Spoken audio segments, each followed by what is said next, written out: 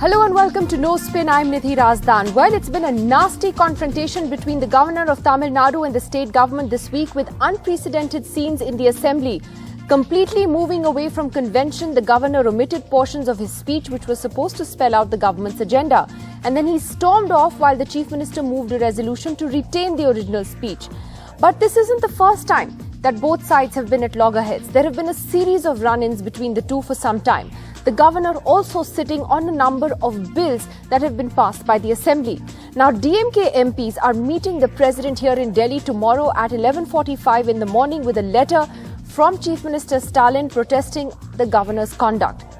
This confrontation is also not limited to Tamil Nadu because now we are seeing more and more governors getting into scraps, particularly with opposition-ruled states. So who is out of line here? That is what we're talking about tonight. And our first guest this evening is Kiran Bedi, who was, of course, the Lieutenant Governor of Puducherry. There, she had several run-ins with the Congress government as well. Kiran Bedi, it is a rather unseemly confrontation in Tamil Nadu at the moment between the governor and the DMK government. Experts say the governor has clearly overstepped and has not served his office well. What would you say? Would you agree? Nidhi, I don't agree, because reading of the Indian Constitution, I think people need to read the Indian Constitution and the articles. And let me explain to you a little bit. The Article 153 onward says, I'm not a jurist, I'm not a constitutional expert, but let's read the article which a common man must know. Let's look at his oath first. His oath is to preserve, protect, defend the Constitution and the well-being of the people of the state, period. There's no ifs and buts on this. Now it is up to the governor, when some matter comes to him, that is it preserving, is it protecting, as is it defending the Constitution? And is it in the larger welfare of the people of the state? Number one. Number two, is the Council of Ministers is there to aid and advise the governor? But he's not bound. Nowhere does it say he's bound. I've not read a word he's bound. I've not read this word. I am open to correction. So Council of Ministers to aid and advise. And also that he has, other than even on matters of his discretion, he doesn't need any aid and advice. The Constitution doesn't say that. Reading of the bare act, bare article, doesn't say that, Nidhi. That's why it's very important to understand. So here is a gentleman who is exercising his discretion, who's got his aid and advice, but has decided to refer the matters to the President of India. Third, very important is that under Article 163(2), it says his discretion is final and validity cannot be questioned.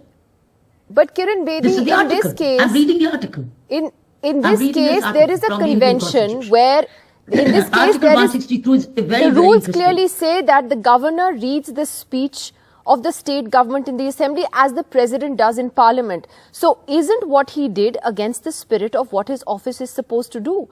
He's also sitting on a number of bills that have been passed by the assembly. Why omit portions of the government's speech? The word is not sitting, Nidhi. Word is not sitting. Word is that he's under consideration. And that under the law, the Constitution empowers him to refer the matters to the president. So he's not sitting. These are matters under examination. And maybe he has a different view. And nowhere does it say that whatever he gets, he's going to sign on the dotted line. The Indian Constitution doesn't say that. It's not I'm saying it. I am reading the Constitution once again. And know what that means. It varies from governor to governor. It varies from case to case. The Constitution gives him the discretion to go. And number three, very important thing is, remember he's two things. He's got two roles. He's a constitutional head and also he's a vital link between the union government and the state. So he's got two roles. He's a constitutional head and he's a link between the government of India, between the state government of India and also the state government. So how does he perform this role? Varies situation to situation, person to person. But as I said, 163(2) says his discretion is final. So if he's omitted a portion in that speech, it is in his discretion. It's not a discretion. It is in his discretion. It goes against every. And it cannot be questioned. It can be questioned because it goes against every existing convention. That's a point. It's a convention or a practice. The point is, this is an evolving issues. You have an officer and you have a situation which is politically complex, etc., etc. But here is a governor who's exercising his discretion at an opposing. The Constitution does not say whatever comes to him, he has to sign. And he has to speak. But Kiran Bedi, isn't there a worrying pattern that we're seeing here, and a very clear pattern, that there are governors now that are, at loggerheads with state governments, especially those of opposition ruled states, whether it is Tamil Nadu at the moment, Kerala has seen it, Bengal has seen it, Telangana has seen it. Is this healthy for our democracy? That's the point is, India is both unitary and federal. The governorship is the unitary element of the Indian Union of States. It's a union of states. And the governor is the unitary element. Like all India civil services, is the unitary element of our government. So you have elected assemblies, yet you have an unelected governor, but appointed governor, but as a constitutional head, who's got his powers and responsibilities clearly assigned. So that's the unitary element. You don't have an elected governor, but you have an appointed governor. And who's a unitary element is it just a coincidence that Union of States? Is it just a coincidence that these confrontations are happening between governors only in opposition ruled states? I mean, have governors become agents of the center? Or let's put it the other way. Are the governors agents of the state, or are the governors becoming more sensitive in protecting the integrity and defending the Constitution? Maybe. So why don't we put it the other way? The governors are becoming more alert wherever they are, that they are becoming more sensitive in protecting and preserving an integrity of the country. So put it this way, rather than saying, are the governors questioning? I would say the state governments. So he's protecting. He's becoming a very vital link between the state and the governor. But ma'am, the governor is not above an elected government. The elected government comes first. He's not above, but he is appointed by the, and he's got his powers very clearly doctored in the Indian Constitution. He chooses to exercise them. He is choosing to exercise them. Nothing bars him from choosing them. If in the past they've not been used, you can't say that they didn't exist.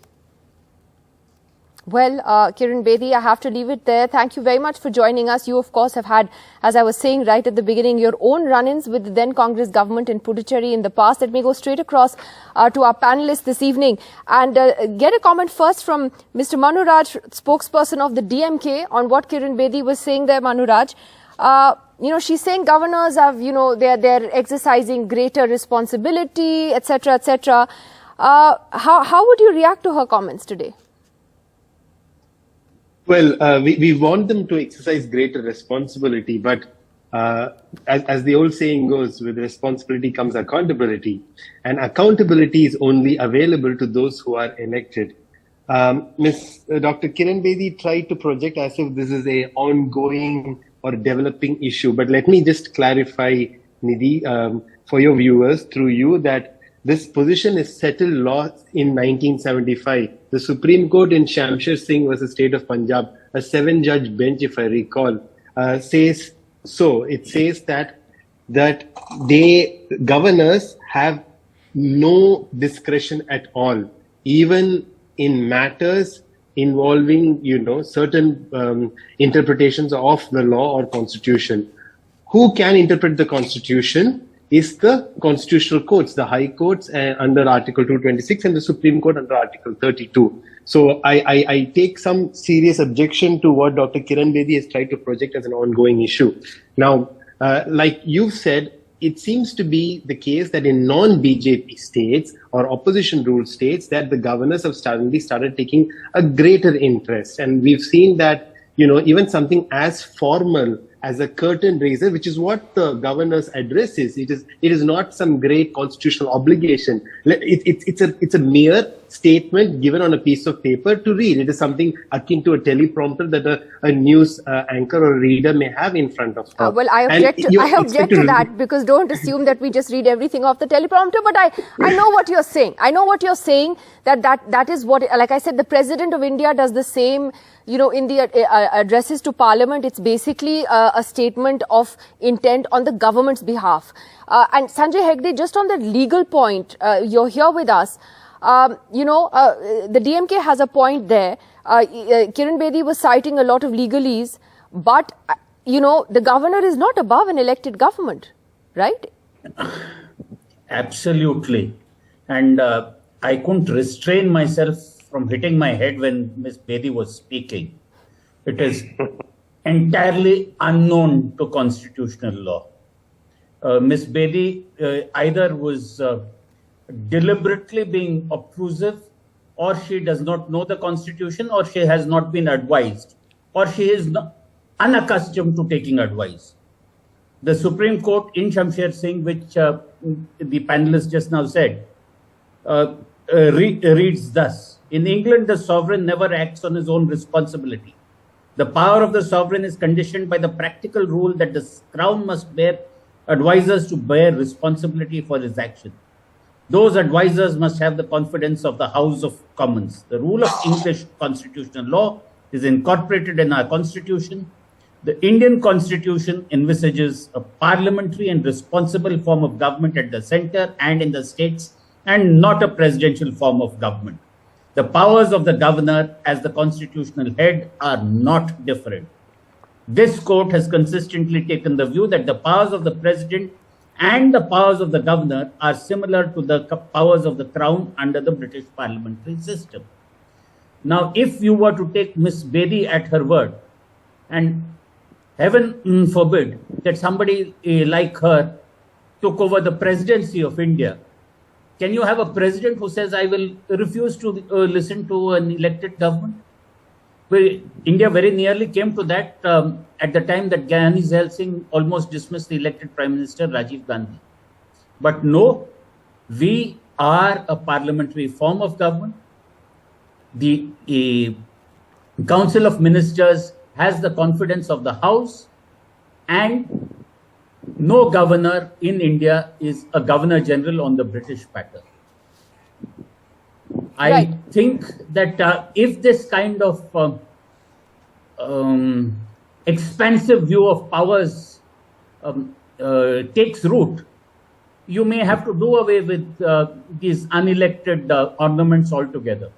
That's an important point. We have Madhuvanti from the Tamil Nadu BJP joining us as well. And I just wanted to ask you, we have actually seen the document that the governor has also signed off on, which was when, the governor's speech is prepared by the state government, and then, there's a process, it's vetted by various officials, it's then signed off by the finance minister, the chief minister, and then finally the governor himself. And the speech was actually sent to the governor 4 or 5 days before the assembly session, and the governor has signed off on it. So then why go into the assembly and do this whole drama of omitting portions of the speech and then say, that there were things that were factually inserted last minute? Are you not worried that the constitution is actually being undermined with governors going beyond their role and their remit? Nidhi ma'am, I would just want to say that there are very big experts here on the panel, and I think the former Lieutenant Governor of Puducherry has very clearly stated what are the powers vested to the governor as per the constitution. I'm not even going into that. I just want to ask one question here.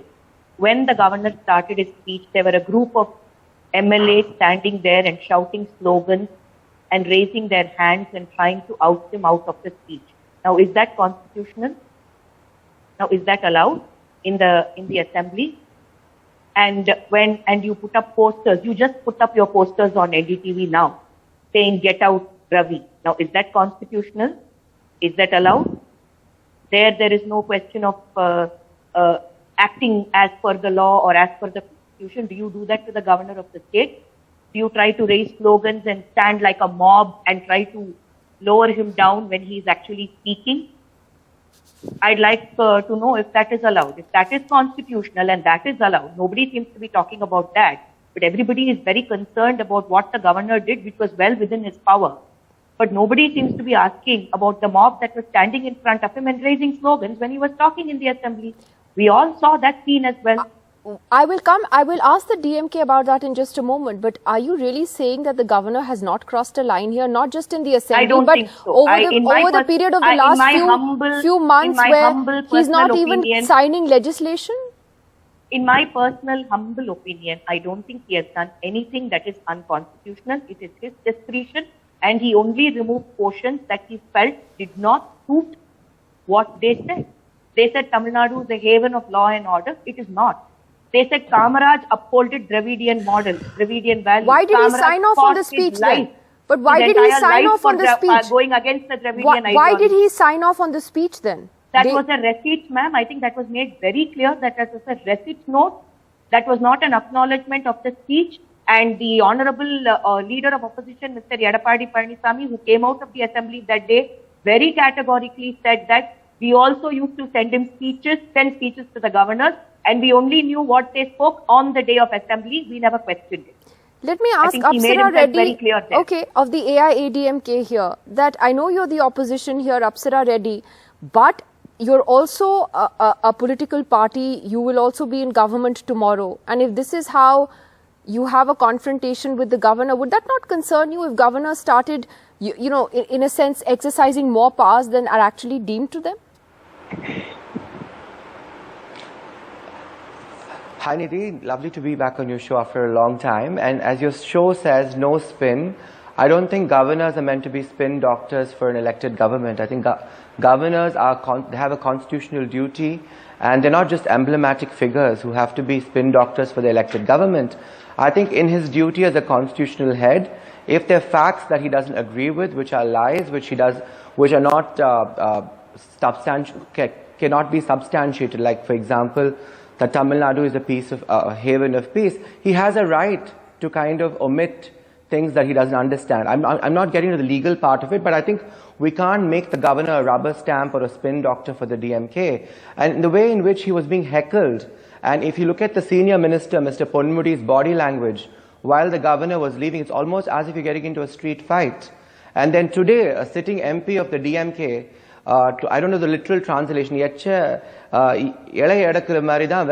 governor. He says basically it's like to remove leftover plates of a dinner table. That's the job of a governor. Is that the kind of language, and is that the kind of behavior that an elected government and a chief minister and his minister should exhibit? So this is absolutely condemnable, and I think it's what the DMK did is actually unconstitutional, and it actually brings disgrace and bad reputation to the state of Tamil Nadu. And DMK is not new to this kind of culture. If you go back to a couple of decades, Madam Jayalalitha was disrobed and attacked in the floor of the assembly by the very same DMK. I'm going to come to Manu Raj on this in just a moment. Dr. Sumit Raman, senior journalist, also joining us. But Sumit Raman, the point is that these confrontations, as I said, are not limited to Tamil Nadu. So, as I asked Kiran Bedi, is there a pattern here now where governors are essentially getting into fights in opposition ruled states? Look, Nidhi, it's been a pattern, not now. It's been a pattern for the last 25, 30 years. It's just that over the last couple of years, it has become more brazen than it used to be earlier.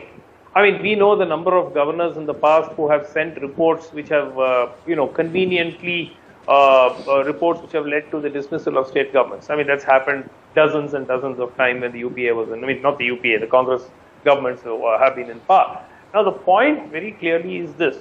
I'm aghast that Ms. Kiran Bedi actually mentioned that the bills are quote unquote under consideration and he's not sitting on it. The man is making use of a loophole in the law which does not specify a time frame by which he has to decide. Bills are sitting for 8 months, 10 months. That is completely unacceptable. That is blockage or putting up a roadblock for governance. And that, unfortunately, is not the role that the governor is supposed to play. He's supposed to facilitate governance, not put roadblocks for it. 15 bills are pending. Now, you agree with these bills will stand legal scrutiny, they will not stand legal scrutiny. If you feel that they won't stand legal scrutiny, nothing prevents him from rejecting them. But he's not rejecting them either, because he knows if he rejects them, the assembly will pass them again and send them back to him and we'll have no option but to sign. So he is clearly putting a roadblock to a duly elected government and preventing the will of the people as expressed through that government from prevailing. And if that is not unconstitutional, I do not know what is. So the point really is that the center at some stage must step in. Tomorrow, a delegation of the DMK leaders is meeting the president and they're giving a representation seeking the recall of the governor. Forget everything else. Forget what happened in the assembly yesterday. That is a side show. The main show is 15 bills. Exactly. And it was higher. It used to be 21. Now it's 15. That is what the Raj Bhavan sources say, that the current number is 15. Why have these bills? Why has he been sitting on them for months together and not either rejecting them or approving them? Right, absolutely. Manuraj, do you want to answer the accusations, though, both by the AIADMK and the BJP about the DMK's conduct in the assembly, particularly that day, as being unconstitutional, confrontational, etc.? Well, I did, hope that given it is your show, Nidhi, that it would have a lot of serious issues. And I was quite surprised the BJP and AIADMK haven't quite addressed the serious constitutional issues, or at least, made a case on federalism or against it. Instead, they've cited some posters that have been put around the city of Chennai. I mean, likewise, the BJP have also put posters in support of the governor. Ultimately, those are all, as to quote Dr. Sumant Raman, these are all sideshows. The key issues are twofold. One, as Dr. Raman said, that what has happened to governance and whether the governor is now putting hurdles to governance. And secondly, I think the larger question is on federalism, whether these are being targeted attacks by the center in states where there is no BJP presence or little BJP presence. And I quote three others, not just R.N. Ravi, Muhammad Arif in Kerala, Tamilisai Soundarajan in Telangana, and Anusia Uike in Chhattisgarh, where similar allegations of stalling bills, and of course Jagdeep Dhankar when he was governor of West Bengal, these are confrontations targeted at non-BJP states. And, I think it is time for many of these states to come together on a federalist platform to actually review the scope and role of governors. But, not all is lost. And my last comment on this show would be this, which is that today I have seen 4 newspapers, Indian Express, The Hindu, Times of India, and Deccan Herald, all writing editorials condemning this sort of constitutional transgression of Governor R.N. Ravi as well as others. So at least, today I want to say that, media has rightly pointed out the constitutional position, which the BJP spokesperson and Dr. Kiran Bedi have failed to understand. And absolutely. I feel that the editorials have been actually scathing. They've been very scathing about Governor R.N. Ravi's conduct and what is happening between governors and states, which is why, Apsara Reddy, I come back to you on this point. Are you not concerned as a political party today that there are long-term implications of this? Forget your current, squabble with the DMK for a moment. Tomorrow you could be in government in Tamil Nadu, and a governor will sit on bills that you have passed in the assembly. Would you be okay with that? I mean, tomorrow somebody else's governor will say, oh, well, I'm using my, discretion. This is a well-considered thing to look at each bill and sit on it for 2 years. Nidhi, I have to go with my party position here. I'm not here to defend the governor. I'm not here to defend what Mr. R.N. Ravi did in terms when he walked out. But I just feel there's a better way to handle it when there's a trust deficit between there's an elected representative and a constitutional head like the governor. They need to kind of find a way to address this issue rather than heckle and walk out and, pass these slogans and exhibit that kind of body language. And official DMK IT wing putting out memes and putting out, comic music while the governor is walking out and hashtagging it, Get Out Ravi. I think there's a better way for people at such senior positions and stature to deal with this. All right. Well, it doesn't look like it's going to get any better anytime soon. Sanjay Hegde, I have 30 seconds. You get the last word. In 30 seconds, I'll quote Oliver Cromwell to Charles I. You have done enough harm. In the name of God, now go. And on that note, I will go. Thank you very much to all of you for joining us. Let us see what tomorrow brings in this saga. Good night, everyone. We'll see you tomorrow.